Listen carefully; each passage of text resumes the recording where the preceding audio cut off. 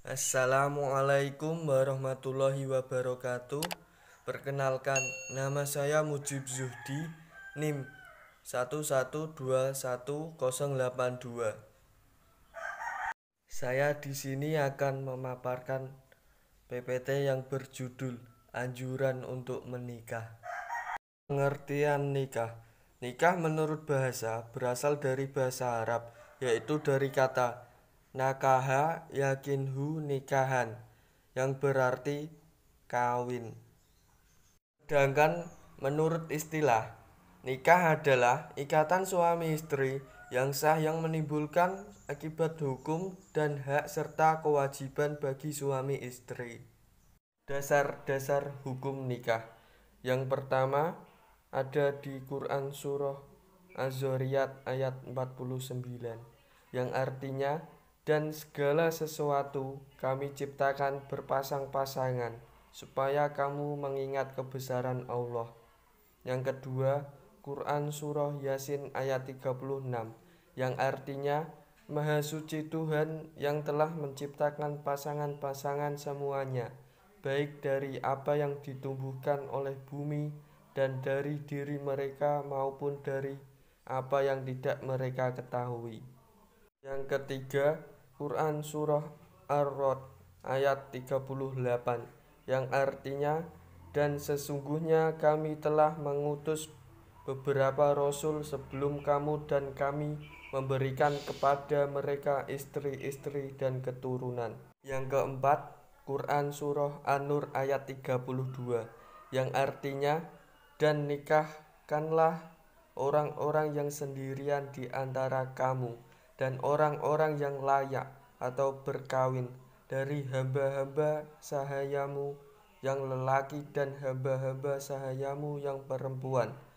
Jika mereka miskin, Allah akan memampukan mereka dengan karunia-Nya, dan Allah maha luas atau pemberiannya, dan lagi maha mengetahui. Syarat dan rukun nikah. Rukun adalah sesuatu yang adanya menjadi syarat sahnya perbuatan hukum dan merupakan bagian dari perbuatan hukum tersebut. Rukun nikah berarti sesuatu yang menjadi bagian nikah yang menjadi syarat sahnya nikah. Rukun nikah ada 5, yaitu 1. Calon mempelai laki-laki. Yang kedua, calon mempelai wanita. Yang ketiga, wali. Yang keempat, 2 orang saksi. Yang kelima, akad atau ijab qabul. Calon mempelai laki-laki. Syaratnya yang pertama yaitu Islam, yang kedua balik, yang ketiga berakal sehat, yang keempat tidak dipaksa, dan yang kelima bukan mahram calon mempelai wanita. Calon mempelai wanita yang pertama yaitu Islam, yang kedua berakal sehat, yang ketiga balik, dan yang keempat bukan mahram calon mempelai wanita. Wali.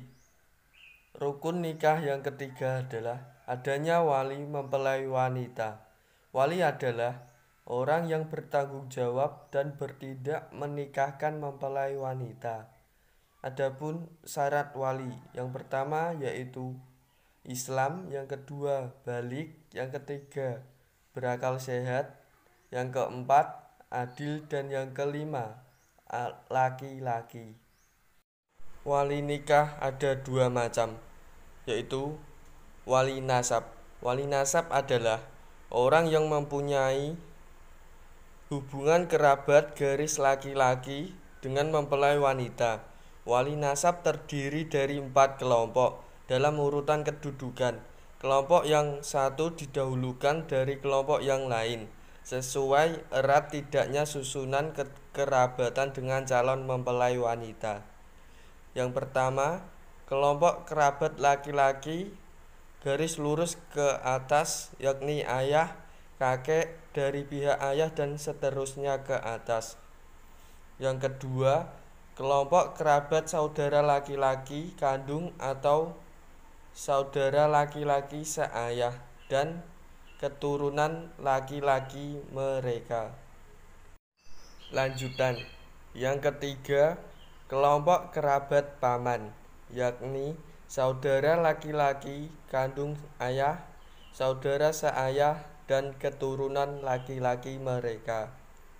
Yang keempat, kelompok saudara laki-laki kandung kakek, saudara laki-laki seayah kakek, dan keturunan laki-laki mereka. Lanjutan. Wali hakim. Wali hakim adalah wali nikah yang ditunjuk oleh negara yang diberi hak dan kewenangan untuk bertindak sebagai wali nikah. Wali hakim baru dapat bertindak sebagai wali nikah apabila yang pertama, wali nasab tidak ada. Yang kedua, wali nasab tidak mungkin dihadirkan. Yang ketiga, wali nasab tidak diketahui tempat tinggalnya. Yang keempat, wali nasab gaib. Yang kelima, wali nasab adlol atau enggan. 2 orang saksi. Orang yang dapat ditunjuk sebagai saksi nikah ialah yang pertama yaitu seorang laki-laki, yang kedua muslim, yang ketiga adil, yang keempat berakal sehat, yang kelima balik, yang keenam mengerti maksud akad nikah, yang ketujuh tidak tunarungu atau tuli. Saksi harus hadir dan menyaksikan secara langsung akad nikah serta menandatangani akta nikah pada waktu dan di tempat akad nikah dilangsungkan. Ijab qabul. Ijab adalah perkataan dari pihak wali wanita seperti kata wali, yaitu saya nikahkan engkau dengan anak saya yang bernama dengan mahar tunai. Qabul adalah jawaban mempelai laki-laki dalam menerima ucapan wali wanita. Contoh qabul, saya terima nikahnya untuk diri saya dengan mahar tersebut tunai. Syarat ijab qabul adalah yang pertama yaitu dengan kata nikah atau taswij atau terjemahannya. Yang kedua, bahwa antara ijab wali dan qabul calon mempelai laki-laki harus beruntun dan tidak berselang waktu. Yang ketiga, hendaknya ucapan qabul tidak menyalahi ucapan ijab, kecuali kalau lebih baik dari ucapan ijab. Yang keempat, pihak-pihak yang melakukan akad harus dapat mendengarkan kalimat ijab qabul.